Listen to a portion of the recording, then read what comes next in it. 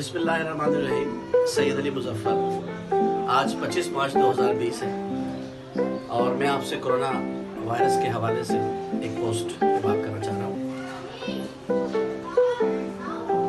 आम बीमारी से लेकर मोहलिक बीमारी तक इलाज के 3 ही तरीके हैं।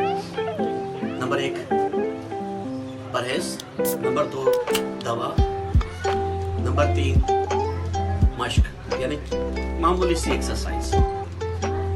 और इस मोहलक ना दिखने वाले मर्ज और दुश्मन का इलाज सिर्फ और सिर्फ मश्क है, और वो भी मामूली सी एक्सरसाइज फिजिकली, और वो भी इसके नाम की जिद यानी आराम।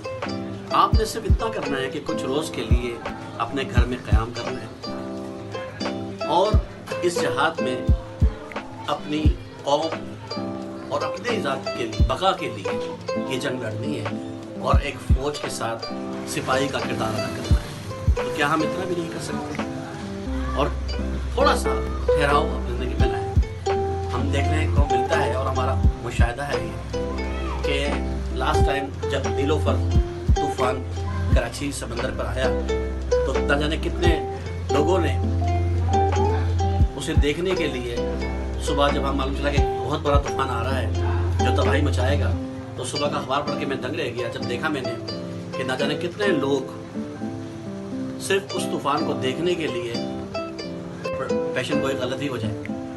हम देख रहे हैं कि हर तरफ लाशें बिखरी पड़ी हैं। मुल्क का, दुनिया का कोई कोना मुल्क ऐसा नहीं है जो इससे बचा हो। 188 ममालिक में ये पहुंच चुका है और इंसान ड्रामे करता है, साजिशें करता है, लेकिन मौत एक हकीकत है।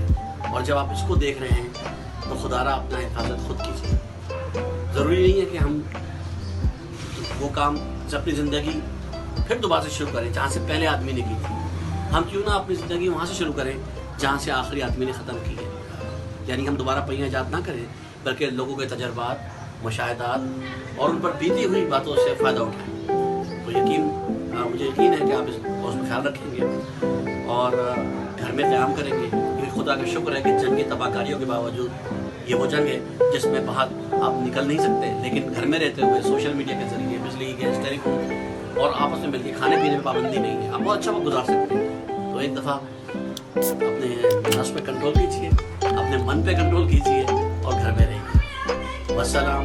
अली मुज़फ़्फ़र आकाश, नाज़िमाबाद, कराची।